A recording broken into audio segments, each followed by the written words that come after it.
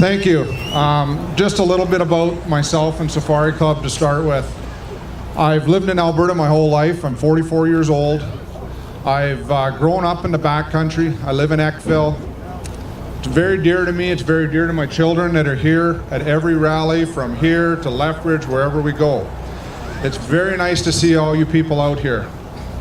The very big thing that's been said is we haven't been consulted properly, so I'll talk about the hunting and fishing a little bit as president of Safari Club International, which we spend all of our money in this province. We're known as an international hunting organization, and we do that, but Alberta and all the provinces in Canada, we have SCI Canada. We have brought $60 million from the international community into Canada to help protect, whether it's caribou, it's bears, it's whatever, that comes into Canada from outside. And that's for you people, and we have so many biologists and very, very educated people to help do that. So our resources are here for you guys, and it is for Albertans. And that is what is being missed in this whole process. And I have a little saying, and it is Alberta for Albertans. Nobody else should have a decision in any of this but Albertans. And I can guarantee the polls have been out. The government poll was 84 to 86% against. I don't remember the exact number. We did a poll. Our little club in Red Deer, we have 110 members in Red Deer. We had 82,000 people see our post, and it was 98% against the park. We had 12,000 people vote. So there is no way that anybody on any kind of a majority in Alberta wants this park.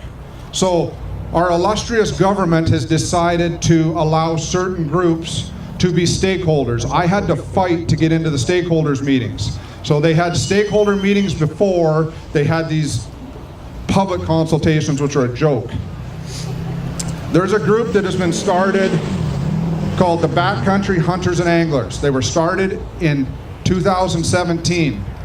SCI International, our lawyers down in Tucson, have sourced this out, and these are antis being infiltrated into Alberta as a group of Alberta hunters and anglers, and now they are the group that our illustrious government uses to consult on your behalf. Not people like Fish and Game, Rocky Mountain Elk, APOS, SCI, the Sheep Association, the Trappers, all of us. We've been here for decades, and we are Albertans, and we are the ones that should be making this message.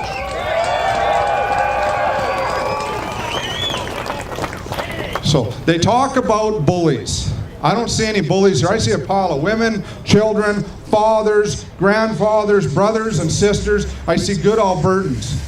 We are 100% law-abiding people. There is the odd person out there that makes it look like we all crash the West Country. We are all for enforcement. We are all for rules and regulations.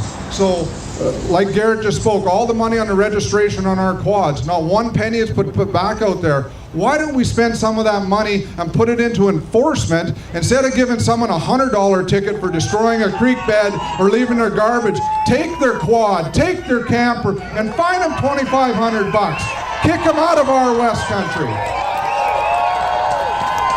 We're not afraid of laws and rules, but let's make rules that benefit Albertans, because the people in this province that are good and honest and teaching their children the proper ways to do things are in the West Country with their electronics shut off. This teaches us the proper way to be human beings in this province. This West Country is yours. So phone your MLAs, phone your elected representatives, and let them know what you feel. And yes, we do have a new government hopefully coming in. And I am not bipartisan. I know exactly who I'm voting for, and I have been in Edmonton for months now. There is only one group that's going to change this for you, and get on their backsides and make sure that this is a very important thing to them. There is 2 MLAs in this city who voted for this and who are working towards this. So, and they are in our government right now. So let's get on their doorstep with their offices very respectfully and let them know how you don't want this, because you're an Albertan and we do not want these outside Y2Y and all these people pushing it down your throats.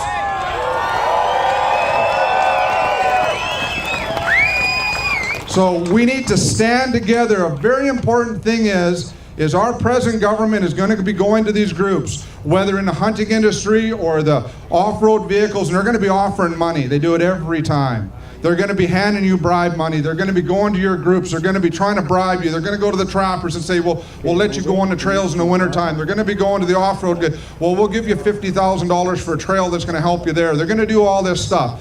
But let's stand united and say, hell no. We don't want it. Alberta for Albertans, and we will win. So let's stand together, everybody. Thank you for your time. Thank you, Jason.